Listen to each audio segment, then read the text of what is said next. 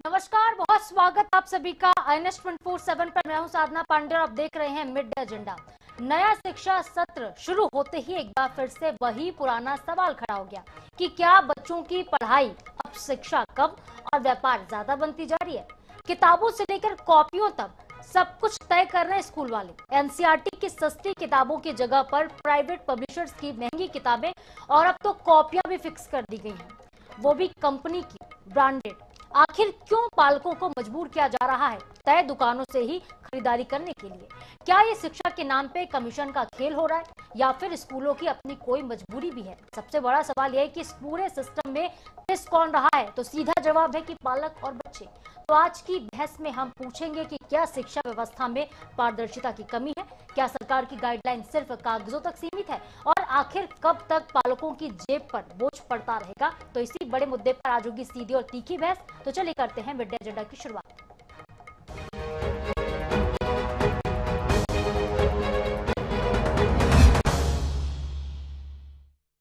तो आज का सब्जेक्ट है स्कूलों की मनमानी और पालकों की परेशानी। स्कूलों में नया शिक्षा सत्र शुरू हो चुका है और इसके साथ ही पालकों की मुसीबत फिर से बढ़ चुकी है।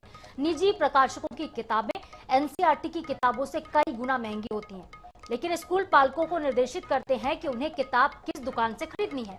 नया सत्र शुरू होते ही पालकों को उन किताबों की सूची थमा दी गई जिनका अध्ययन इस सत्र में छात्र करेंगे। हर साल की तरह इस सूची में एनसीईआरटी के अलावा प्राइवेट पब्लिशर्स की भी किताबें शामिल हैं, जिनकी कीमतें जो एनसीईआरटी की तुलना में है कई गुना ज्यादा, इन्हें महंगी किताबें ही हैं। लेकिन आप ठहरिए, इस बार निजी स्कूल सिर्फ किताबों तक सीमित नहीं रह गए, बल्कि उन्होंने ये तक बता दिया कि किस कंपनी की कॉपी में बच्चे लिखेंगे और इसके लिए बकायदा पालकों को निर्देश दिया गया। दरअसल यहाँ पूरा खेल कमीशन का है। निजी कंपनियों से मिलने वाले कमीशन के चलते पालकों को कॉपी विशेष जगह से खरीदनी पड़ रही है। जिन कंपनियों की कॉपियां खरीदने के लिए पालकों को कहा गया उनमें क्लासमेट है, डोम्स है और नवनीत की कंपनियां शामिल हैं। ये सभी कंपनियां छत्तीसगढ़ की हैं भी नहीं, छत्तीसगढ़ के बाहर की हैं। छत्तीसगढ़ के लोकल फर्म के द्वारा प्रकाशित की जाने वाली कॉपियों की तुलना में ये 20 से 30% महंगी होती है और इसका भार भी पालकों पर सीधे तौर पर पड़ता है। तो पालकों को किताबों की सूची थमा दी गई। हर साल तो किताबें थमाई जाती है, इस बार तो देखिए हद कर दी गई। इस बार ये भी बता दिया गया है कि क्लासमेट की कॉपी में लिखना है या फिर किस कॉपी में लिखना है। कंपनियां बताई गई हैं पालकों को। जो निजी प्रकाशक हैं उनके साथ कमीशन का क्या ये खेल चल रहा है, ये बड़ा सवाल। स्कूलों ने ये तक तय कर दिया कि किस कंपनियों की कॉपी में बच्चे लिखेंगे। हद हो गई है इस बार स्कूलों की मनमानी की। तो मनमानी का शिकार लगातार जो पालक हैं, अभिभावक हैं हो रहे हैं। देखिए, कुछ तो अफोर्ड कर सकते हैं, कुछ खरीद सकते हैं जिनके पास पैसे, लेकिन कई ऐसे भी हैं बढ़ती महंगाई के इस दौर में जो महंगी कंपनियां जो है उनकी किताबें, उनकी कॉपियां नहीं खरीद सकते। एनसीईआरटी की किताब कम दाम में मिल जाती है, लेकिन जो दूसरी कंपनियां हैं उनकी किताबें महंगी मिलती है, उनकी कॉपियां भी बड़ी महंगी मिलती हैं। तो ये जो सूची थमाई गई है, सीधे सीधे जेब पर असर पड़ रहा है आम जनता के, आम व्यक्ति के। एनसीईआरटी के अलावा प्राइवेट पब्लिशर्स की भी किताबें हर साल की तरह इस बार शामिल की गई हैं और इन किताबों की सूची पालकों को थमा दी गई, जो कि किताबों एनसीईआरटी की किताबों से कई गुना महंगी है। तो सवाल ये बनता है कि आखिर ये क्यों किया जा रहा है, आखिर क्यों अभिभावकों पर दबाव बनाया जाता है, आखिर क्यों उनकी जेब पर भार डाला जा रहा है, जबकि ऐसे ही बहुत महंगाई है, ऐसे ही लोग महंगाई से त्रस्त हो रहे हैं और ऐसे में मनमानी का भी शिकार हो रहे हैं अभिभावक। बच्चों को स्कूल में पढ़ाना मुसीबत का सबब बनता जा रहा है, जेब पर सीधे साफ तौर पर असर पड़ रहा है।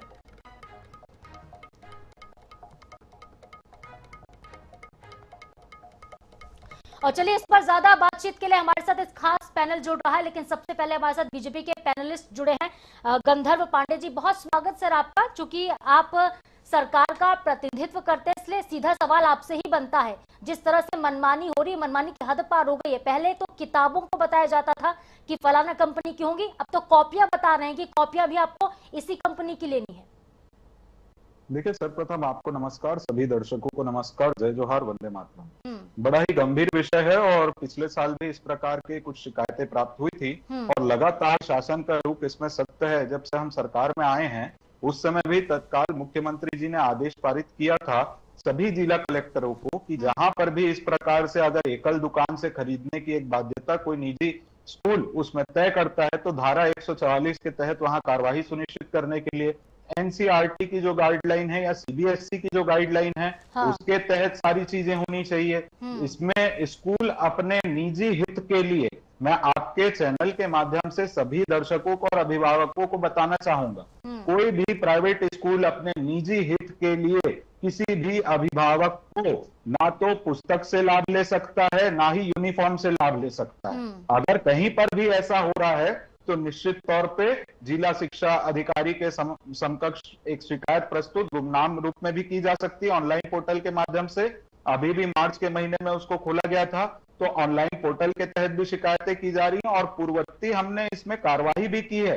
अगर रायपुर में ही आप देखें तो 15 से अधिक बुक स्टोर्स और 12 से अधिक स्कूलों पर इसी चीज के लिए कार्रवाई हुई है। फिर नए सत्र में इस प्रकार के नए कृत्य सामने आ रहे हैं और निश्चित तौर पे अगर प्राइवेट स्कूल ये सोच रहे हैं कि सरकार इन सभी चीजों को अनदेखा कर देगी, पूर्ववर्ती सरकार के समान बयान आ जाएगा कि उसमें विचार करेंगे, तो ऐसा नहीं होने वाला। हमारी प्राथमिकता है कि हमारे प्रदेश के बच्चों के हित की रक्षा हमको करना है और साथ ही साथ अभिभावकों के ऊपर बेजबरन का कोई दबाव ना पड़े, उसके लिए जो भी न्याय सम्मत कार्रवाई होगी उसको सुनिश्चित किया जाए। लेकिन गंधर्व जी, मैं आपसे ये पूछना चाहूंगी, आप कह रहे हैं कि कार्रवाई हुई है, जब कार्रवाई हुई थी तो नए सत्र से फिर से क्यों ये सारी चीजें मनमानी फिर से शुरू हो गई? क्या कार्रवाई का कोई असर नहीं दिखा? देखिए, निश्चित तौर पे कार्रवाई हुई थी। उस वक्त बड़े बड़े स्कूलों ने माफीनामा कलेक्ट्रेट में प्रस्तुत किए और बाकी चीजें हुई और वर्तमान में इस प्रकार की शिकायतें आ रही हैं, तो लिखित शिकायतें जितनी भी प्राप्त होंगी उसके निराकरण की दिशा में कार्य किया जाएगा। और पहले तो इनसे माफीनामा लिया गया, अब निश्चित तौर पे और कड़ाई से इनके ऊपर कार्रवाई होगी, क्योंकि अगर कोई माफीनामा को ये सोच रहा है कि मैं बच जाऊंगा तो इस प्रकार की चीजें अब नहीं होने वाली। माननीय विष्णुदेव साय जी के नेतृत्व में एक एक बच्चे का भविष्य संरक्षित करने का संकल्प लेकर के हम कार्य कर रहे हैं और बच्चों के भविष्य और शिक्षा व्यवस्था के साथ अगर कोई खिलवाड़ करेगा और अपने निजी हित के लिए किसी के ऊपर दबाव बनाएगा तो उसके ऊपर निश्चित तौर पर कड़ी कार्रवाई होगी। बने रहिए आप हमारे साथ। हमें कुछ और भी गेस्ट ने ज्वाइन कर लिया, हमारे साथ जुड़ गए हैं सौरभ साहू, कांग्रेस प्रवक्ता। बहुत स्वागत सर आपका। राजीव गुप्ता जी अध्यक्ष हैं प्राइवेट स्कूल एसोसिएशन के और हमारे साथ वो स्टूडियो में मौजूद है। सर आपका बहुत स्वागत है। योगेंद्र ओझा हमें ज्वाइन कर चुके हैं, सचिव है पालक संघ छत्तीसगढ़ के, और वो हमारे साथ जुड़े हुए हैं। तो चलिए अब इस पर कांग्रेस का रिएक्शन लेते हैं। सौरभ जी, आपने सुना क्या कह रहे थे गंधर्व पांडे जी कि हम तो कार्रवाई कर रहे हैं और कार्रवाई करने के बाद अब जब स्कूल मनमानी फिर से करेंगे तो एक्शन सरकार फिर से लेगी। सीएम विष्णुदेव साय जी की सरकार इस पर सख्त है। देखिए साधना जी, बीजेपी के जो प्रवक्ता है, बीजेपी के सरकार के सारे मंत्रियों की बात अगर आप देख लीजिए तो लगातार ये लोग कार्रवाई का दम भरते, लेकिन कार्रवाई किसी तरीके से होती नहीं। ये कभी कोई जैसे आप देखिएगा कि डीओ ऑफिस में जब आग लग जाती है तो ये एक कमेटी बना देते हैं और उस कमेटी की रिपोर्ट आती ही रहती है और कमेटी में वही लोग शामिल होते हैं जो उसमें आप देखिएगा कि आरोपी है, एक तरीके से कहना चाहिए। तो ये सिर्फ सरकार जो है वो कार्रवाई करने का मुझे लगता है कि एक एक्टिंग करती है और इस तरीके की कोई कार्रवाई ये वास्तव में करते नहीं है। क्योंकि पिछले साल की बात गंधर्व जी ने अपने ही वक्तव्य में कबूल किया इस बात को कि पिछले साल भी इसी तरीके की बात हुई थी, लेकिन उस समय भी किसी तरीके की कोई कार्रवाई नहीं हुई और इसी वजह से आप देखिए कि प्राइवेट स्कूलों के जो मनमानी है वो लगातार बढ़ती जा रही है और इस साल तो उससे कहीं ज्यादा, मतलब कॉपी में लिखने का शिक्षा के स्तर से क्या संबंध हो सकता है साधना जी?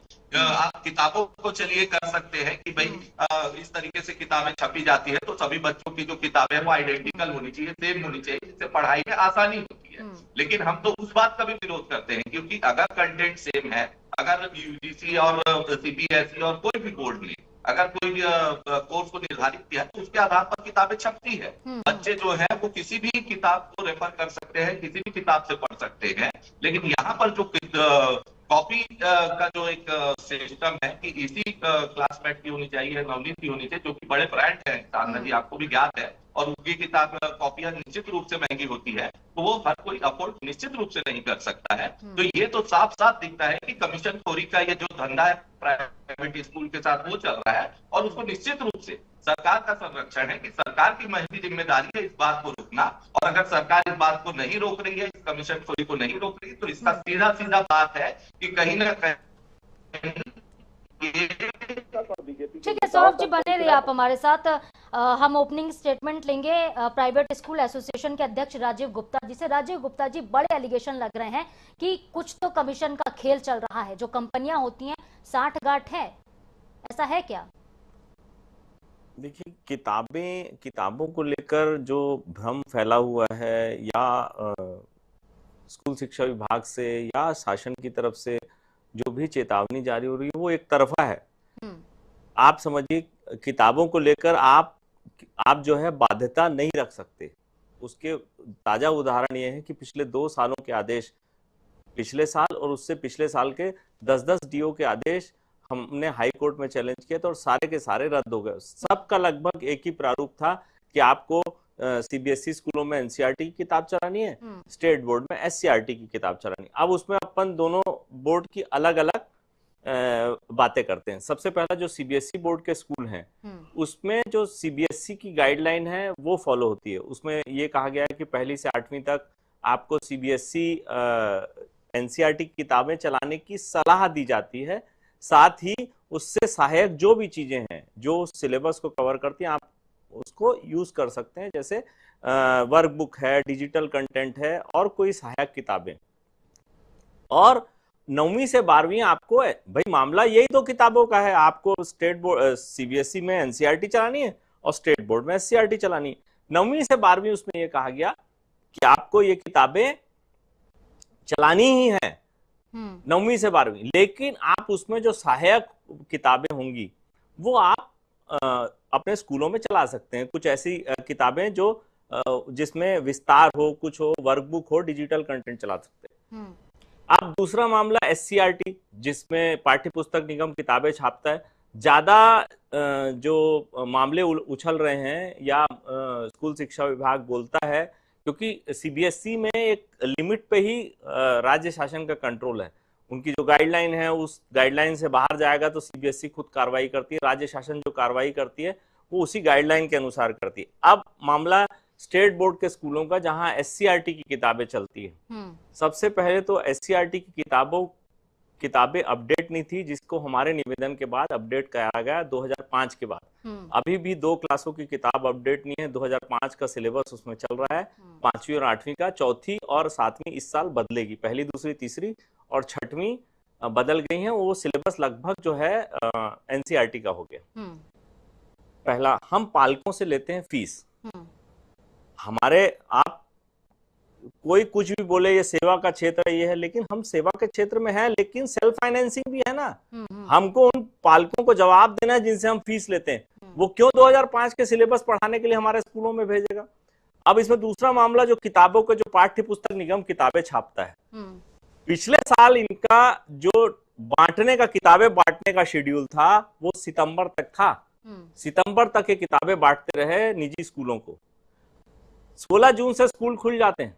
हम 3 महीने अपने बच्चों को क्या पढ़ाएंगे? तो इसलिए आप लोगों को रिकमेंड करना पड़ता है कि क्या करेंगे आप। लेकिन राजीव जी, अब किताबें तक तो ठीक है, कॉपियां भी बता रहे हैं कि कॉपियां क्लासमेट के लिए नहीं, कल को पेन बताएंगे कि ये वाला पेन खरीदना है, ये वाला पेन खरीदना है कि रोनाल्ड का होना चाहिए, सेलो का होना चाहिए। क्या पेन की भी कंपनी बताएंगे क्या स्कूल वाले? नहीं, ये ज्यादा बड़ा आरोप है। ऐसा कोई नहीं करता। किताबों को लेकर, कॉपियों को लेकर हो सकता है कुछ स्कूल करते होंगे ताकि उनकी कॉपियों में यूनिफॉर्मिटी रहे। यूनिफॉर्मिटी मतलब ये पता चले कि एक, लेकिन सब तो एक तरह के नहीं होते ना राजीव जी। कुछ गरीब वर्ग से आते हैं, कुछ आर्थिक रूप से पिछड़े लोग भी होते हैं। प्राइवेट स्कूल में बहुत ले देके कई बार बच्चे पढ़ रहे होते हैं। अगर रफ कॉपी में लिख लेंगे, क्लासमेट में नहीं लिखेंगे तो क्या स्कूल का अपमान हो जाएगा क्या? नहीं, देखिए क्या है कि गलत होता होगा, शिकायतें होंगी, मैं उससे इनकार नहीं करता, लेकिन इतनी बड़ी शिकायत नहीं कि आपको स्कूल का कोई बेसिक डिसिप्लिन तो पालन करना पड़ेगा ना।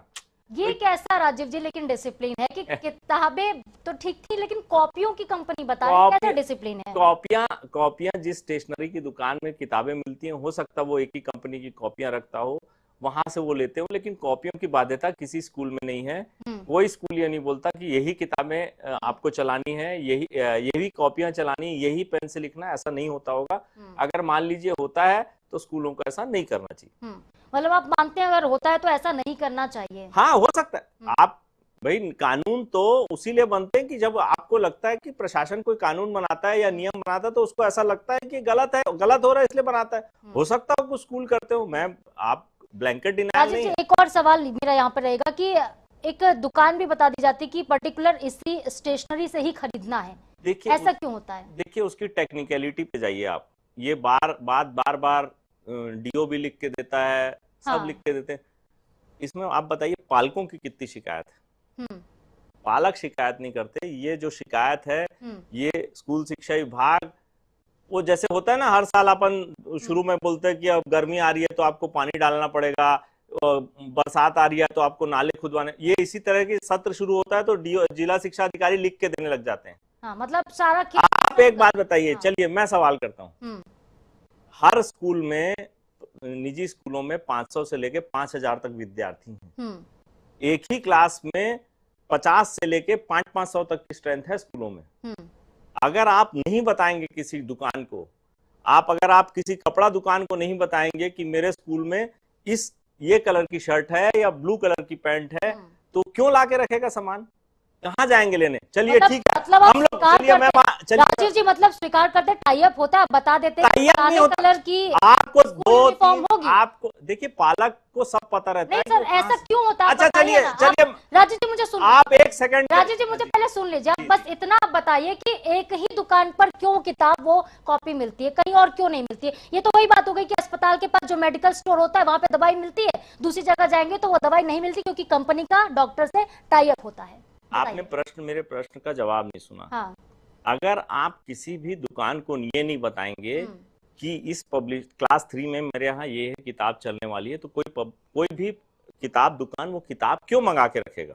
पहला। दूसरा, चलिए मान लीजिए आप इस किताब स्कूल पढ़ाते हैं राजीव जी जो वही मिलेंगी, पब्लिशर 1000 पब्लिशर हैं देश में। हाँ। चलिए मैं आपकी बात को मान लीजिए एक पल के लिए चलिए मेरे अब उसका उत्तर एक पल के लिए मैं मान लेता हूँ। चलिए जल्दी से, प्राइवेट स्कूल वाले कोई दुकान बताते हैं। हाँ।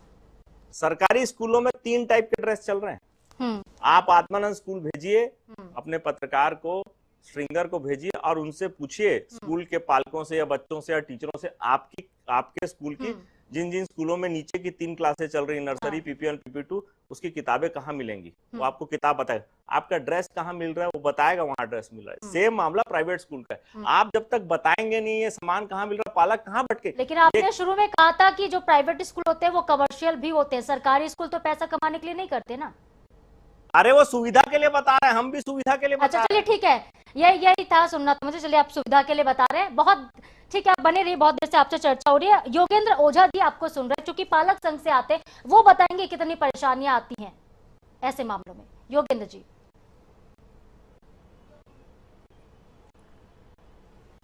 मैम देखो, गुप्ता सर ने कहा कि स्कूल को पालक को हेल्प करने के लिए बताता है। एक जो ड्रेस है, अगर वो आत्मानंद की कहीं भी जाएंगे तो वो मिल जाएगी 300 रुपए की शर्ट, और इनके सर्टिफाइड दुकानदार वही शर्ट को 900 में बेचता है। किताब में कॉपियों में 40% का डिस्काउंट है, 50% का डिस्काउंट है, ये वो स्कूल उसको कमाता है। अच्छा, गुप्ता सर सारी बात कर रहे हैं, लेकिन ये नहीं बता रहे हैं कि इनके बड़े बड़े स्कूल में पढ़ाने के बाद भी अगर बच्चे को आप ट्यूशन नहीं पढ़ाएंगे ना, तो आपका बच्चा पास नहीं होने वाला। शिक्षा का स्तर ये है। बिलासपुर के बड़े से बड़े स्कूल की बात कर रहा हूँ, किसी का नाम लेना उचित नहीं है। अच्छा, सर ने ये बताया कि हम स्पेसिफाइड दुकान बता देते हैं, वहां पालक को वो हो जाएगी, हेल्प हो जाएगी। यहाँ बिलासपुर में कम से कम 20 बड़े स्कूल होंगे जो आज की डेट में वो अपने स्कूल में बेच रहे हैं किताब, जूता, किताबें स्कूलों में मिलने लग गई हैं। स्कूलों में किताबें बेचना अपराध नहीं है। अभी 2 स्कूल की शिकायत आई है। जी मैम, बिल्कुल मिल रही है। मैं जूते भी मिलते हैं क्या? यहाँ आपको उसका नाम भी बाद में बताऊंगा, यूनिफॉर्म भी मिलने लगेगी कल को। मुझे ये भी शिकायत, मैम सब दे रहे हैं, सब दे रहे हैं, एकदम वो एक कमरे, क्लास अभी जाएगा, अभी एडमिशन का समय चल रहा है, एक कमरे में जूता भरा है, एक कमरे में ड्रेस भरी है, एक कमरे में कॉपियां, एक कमरे में बंडल बन के रखे हुए हैं कॉपियों के। एक 5वीं का बच्चा, पहली का बच्चा जिसको 5000 रुपए पड़ गया। आ रही आवाज, आ रही है आपको? हम आपको सुन पा रहे हैं योगेंद्र जी। अच्छा चलिए ठीक है, उनका कनेक्शन कट गया, फिर से जोड़ने की कोशिश करेंगे। गंधर्व जी, बहुत सारे सवाल उठे हैं। पहला तो सवाल जो है वो शिक्षा विभाग पर भी उठ गया। वो कह रहे हैं, राजीव जी को आपने सुना होगा कि आप लोगों का सिलेबस इतनी देरी से आता है, आप लोग इतनी देरी से किताबें बांटते हैं कि कोई ऑप्शन नहीं होता है 3 महीने तक क्या पढ़ाएं, तो फिर इनको बताना पड़ता है कि भाई जाइए इस कंपनी से किताब ले लीजिए, पढ़ना है तो। देखिए, सर्वप्रथम मैं ये स्पष्ट करना चाहूंगा कि पाठ्य पुस्तक निगम से जो किताबें भेजी गई थी उसमें भी कहीं ना कहीं इन स्कूलों का दोष था कि पहले ही अभिभावकों के ऊपर इस प्रकार से दबाव बना करके निजी प्रकाशनों की पुस्तकें खरीदवा ली गई, फिर जब सरकार ने उसको सप्लाई किया तो फिर उसको बाद में रद्दी में बेच दिए इन लोग, जिसके कारण जो शिक्षा अधिकारी थे उनके ऊपर निलंबन की कार्रवाई हुई। इसके साथ ही साथ ये नियम की बात कर रहे थे, इनके नियम मैं बताता हूँ। छत्तीसगढ़ अशासकीय विद्यालय फीस अधिनियम में धारा 10 और धारा 15 स्पष्ट करती है कि ना आप स्कूल के यूनिफॉर्म से पैसा कमा सकते हैं, ना आप स्कूल में ये जो पुस्तक वगैरह है उससे पैसा कमा सकते हैं। इसके साथ ही साथ हाई कोर्ट ने जो इनको छूट दी थी वो क्या था? हाई कोर्ट ने ये कहा था कि आपके जितने भी एनसीईआरटी या फिर एससीईआरटी के जो पुस्तक हैं उसको आप अपने में लिंक करके रखिए, अपने वेबसाइट में अपलोड करके रखिए। अगर अभिभावक को देश में कहीं से भी खरीदना हो खरीद सकता है। और साथ ही साथ इसमें कोई अनिवार्यता नहीं कर सकते कि आप किसी प्राइवेट पब्लिशर की ही किताब खरीदें। ये बच्चों के ऊपर दबाव बनाते हैं कि आपके पास पुस्तक नहीं, आप बाहर खड़े रहो। इस प्रकार की भी शिकायतें प्राप्त हुई है। और जो धारा 10 और 15 की बात मैंने कही, राजीव जी को मैं स्पष्ट करना चाहूंगा, जो बातें गाइडलाइन में वो तो आप बता रहे, सर आप ये बता दीजिए गंधर्व जी, सुनिए ना मुझे। मध्य प्रदेश के इंदौर में एक ऐसी नजीर पेश की गई है, जिस तरह से वहां पे कार्रवाई होती है, इंदौर वाला मॉडल क्यों नहीं आप लोग यहाँ पे लागू कर देते? इंदौर का मॉडल तो आपने भी सुना होगा। देखिए, निश्चित तौर पे कड़ाई से कार्रवाई करने का ही प्रबंध किया जा रहा है। पहले चेतावनी, माफीनामा, सभी चीजें हो चुकी है और कोर्ट के आदेश की अवमानना को स्वयं यहाँ पर प्राइवेट स्कूल एसोसिएशन के अध्यक्ष स्वीकार कर रहे हैं। उसमें हाई कोर्ट का जो आदेश है उसमें अनिवार्य नहीं, यदि कोई स्कूल इसे अनिवार्य बनाता है तो वहाँ कोर्ट के आदेश की अवमानना प्रशासन के नियमों का उल्लंघन है, उसके ऊपर निलंबन की कार्रवाई सुनिश्चित की जाएगी। ठीक है, समय कम है, कार्रवाई तो होगी, लेकिन इंदौर मॉडल का जो मैं जिक्र कर रही थी कि कोई भी विद्यालय 2 से ज्यादा यूनिफॉर्म नहीं ले सकता है, यूनिफॉर्म में कम से कम 3 साल तक कोई भी चेंजेस नहीं होंगे, इस तरह की बहुत सारी बातें जो हैं वहां पे लागू की गई हैं। समय थोड़ा कम है, योगेंद्र जी वापस से हमें ज्वाइन कर चुके। योगेंद्र जी, आप अपनी बात को कंटिन्यू कीजिएगा।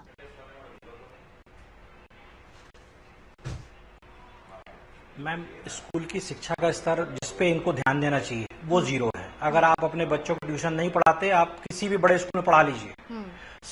ये जो टीचर रख रहे हैं, 5-5 हजार 4-4 हजार में टीचर रख रहे हैं, है ना, वो बच्चों को क्या पढ़ाता है वो सबको मालूम है। आज अगर मेरा बच्चा 9वीं 10वीं पढ़ रहा है, अगर मैं उसको प्राइवेट में स्कूल में ना पढ़ाऊं, प्राइवेट ट्यूशन ना दूं, तो वो सस्टेन नहीं कर पाएगा। ये सब बातें बड़ी बड़ी है सारे स्कूलों की। मैं आपको जो बता रहा हूँ, मुझे अभी एक शिकायत आ रही है एक स्कूल की कि वहां उन्होंने 9वीं में 10वीं में बच्चों को 4 बुक्स और रिकमेंड की, इसको लेना पड़ेगा। जो बच्चे अभी लेके नहीं जा रहे हैं उनको बाहर बैठाया जा रहा है। ये स्थिति चल रही है और इसका सबसे बड़ा सहयोग जो रहता है वो जिला शिक्षा अधिकारी का रहता है। वो सारा सहयोग उनको करता है। प्रशासन ने बैठाया उनको अभिभावकों के लिए है, पालकों के लिए, लेकिन ये पूरा विभाग केवल स्कूल शिक्षा, मतलब ये प्राइवेट स्कूल संघ के साथ हाथ में हाथ मिला खड़ा रहता है, कुछ कार्रवाई नहीं करता। ये कहते हैं शिकायत आएगी, आप खुद क्या कर रहे हो, आप क्यों उसमें डायरेक्ट खुद एक्शन नहीं लेते? आपको स्वतः संज्ञान लेने का अधिकार है, आप क्यों नहीं लेते? बिल्कुल, कुल मिलाकर तो देखिए, अगर योगेंद्र जी, तो बहस जो है बहुत लंबी चल सकती है, क्योंकि मुद्दा ही आम व्यक्ति से, आपसे, हमसे, अभिभावकों से, बच्चों से जुड़ा हुआ है। लेकिन आज की बहस में कई तरह के सवाल उठे हैं, जवाब अब भी अधूरे हैं। शिक्षा के मंदिर कहे जाने वाले स्कूल अगर बाजार बन जाए तो उम्मीद फिर आखिर किससे हो। बहुत शुक्रिया आप चारों का हमें ज्वाइन करने के लिए। समय बहुत कम है इसलिए धन्यवाद। लेकिन किताबों से लेकर कॉपियों तक अगर सब कुछ फिक्स रहेगा तो क्या ये पढ़ाई है या फिर प्रॉफिट प्लान है? पालक कह रहे हैं कि उनके बच्चों की पढ़ाई अब कमीशन पर क्या चलेगी। सरकार से भी सवाल रहा कि क्या नियम सिर्फ दिखावे के लिए, अगर कार्रवाई नहीं होगी, अमल नहीं होगा, तो स्कूलों से भी जवाब जरूरी हो जाता है कि क्या शिक्षा सेवा है या फिर अब सौदा बन चुकी। फैसला आपको करना है, क्योंकि मुद्दा पैसों का नहीं बल्कि आपके बच्चों के भविष्य का। इसी के साथ दीजिए इजाजत, नमस्कार।